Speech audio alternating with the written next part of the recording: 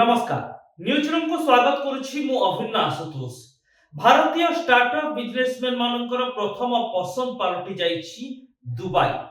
वर्ष 2025 रो प्रथम 9 मास रे ही केवल दुबई रे 13,851 टी भारतीय स्टार्टअप कंपनी प्रतिष्ठा होइछि। प्रति वर्ष यह 14% हार रे वृद्धि पाउछि।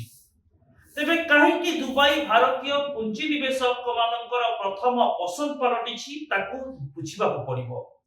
जदि आमे देखिबा वर्तमान समय रे स्टार्टअप बिजनेस रैंकिंग रे दुबई तृतीय स्थान रे रहिछि। सिलिकन वैली और लंडन परे दुबई रो स्थान रहिछि।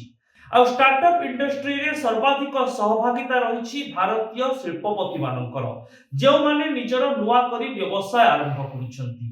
एथिपाई दुबई रो भौगोलिक मानचित्र, दुबई सरकार को पॉलिसी एवं सामग्रिक अर्थनैतिक विकास सेमानंकु सुहाउछि। दुबई रे आरंभ होइछि D33 इकोनॉमिक पॉलिसी। एहा निवेशक मानंकु आकृष्ट करिबा पई बेस सहायक होइछि। दुबई सरकार एही पॉलिसी जरिया रे 2033 मसिया सुधा दुबई रो अर्थनीति को द्विगुणित करिबा पई लक्ष्य रखिसंती, जेउथिरे सबुठारु अधिक सहयोग करिसंती भारतीय निवेशक। एही पॉलिसी अंडर रे सैंडबॉक्स 2025 मध्ये कार्यकारी होइछि। सैंडबॉक्स पॉलिसी अधीन रे दुबई रे जो माने स्टार्टअप बिजनेस आरंभ करिसंती सेमानंकु सरकार सहयोग करिसंती।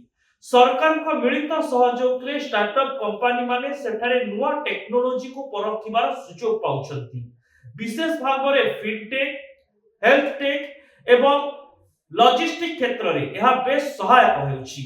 एहा सहित दुबई रो भौगोलिक चित्र को जदि हमें देखिबा, दुबई रे विभिन्न राष्ट्रर निवेशक माने पुंजी निवेश करुछंती, जा भारतीय निवेशक मानकु विशेष भाव रे स्टार्टअप व्यवसायी मानकु अधिक आकृष्ट करुछि।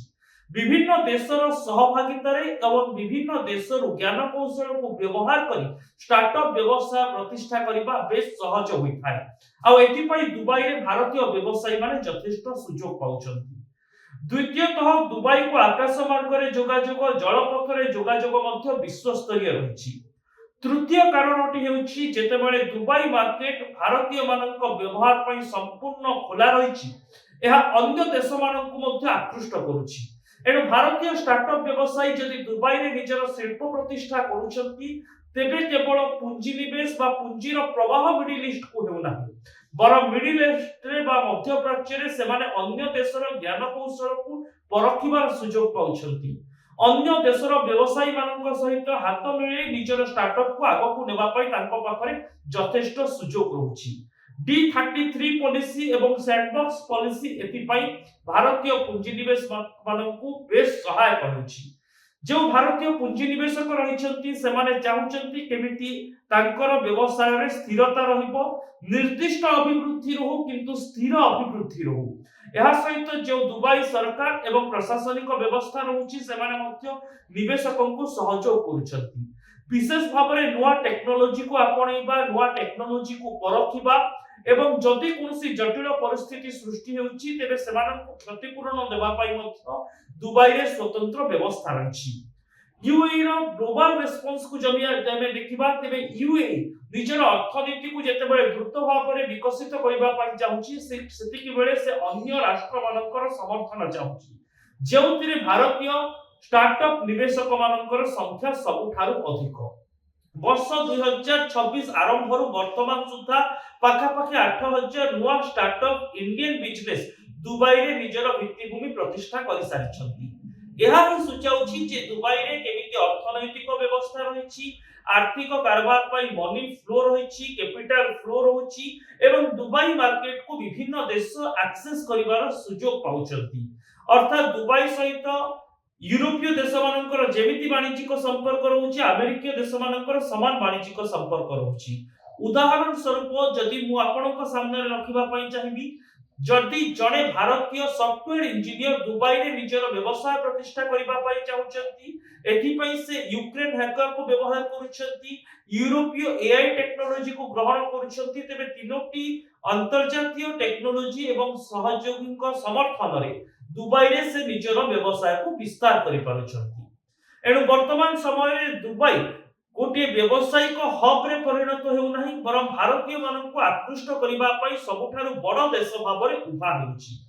दुबई सहित जो अर्थनैतिक और कूटनैतिक संपर्क भारतर रही स्टार्टअप व्यवसायी माननकु यथेष्ट प्रोत्साहित करूची जे से माने यूएई रे निजर व्यवसाय प्रतिष्ठा करतु काहे ना जदि क्षति हेउची तबे सैंडबॉक्स पॉलिसी जरिया रे क्षतिपूर्ण नबा पई मध्य दुबई प्रशासन सेमाननकु सहयोग करूची।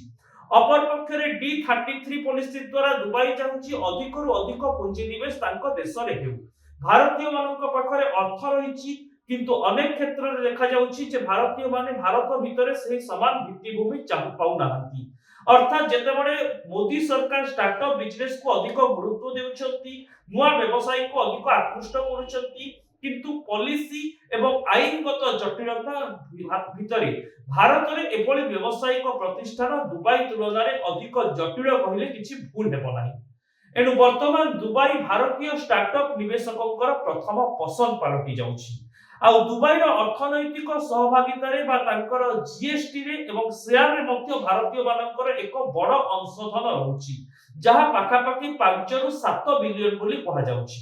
एनु ए तमाम रिपोर्ट को आकलन कले दुबई केउठी ना केउठी विश्व रे एक बड़ अर्थनीति आडकु गति करूची जेतेबेले भारत विश्व रो प्रथम अर्थनीति हेबा पई चिंता करूची योजना करूची कार्य करूची ओ विभिन्न नियम मध्य एथि पई प्रणयन करूची।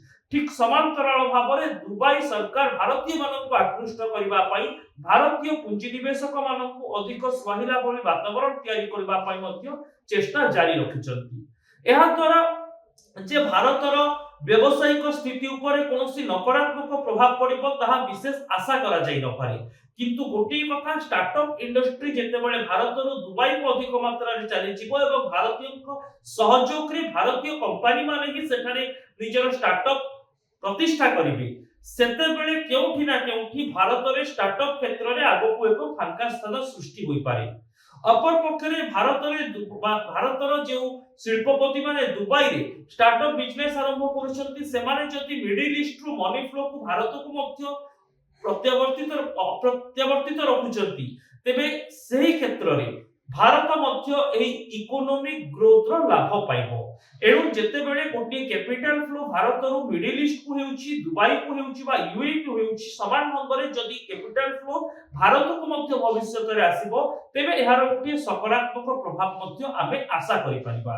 तेबे ଏହି रिपोर्ट आपनको केमिति लागिला से संपर्क रे आपनकर मतामत दियंतु हमकु हमर सोशल मीडिया साइट YouTube और Facebook रे लाइक करंतु हम वीडियो को शेयर करंतु और कमेंट बॉक्स रे निश्चित भाबरे निजर मतामत लिखंतु। नमस्कार।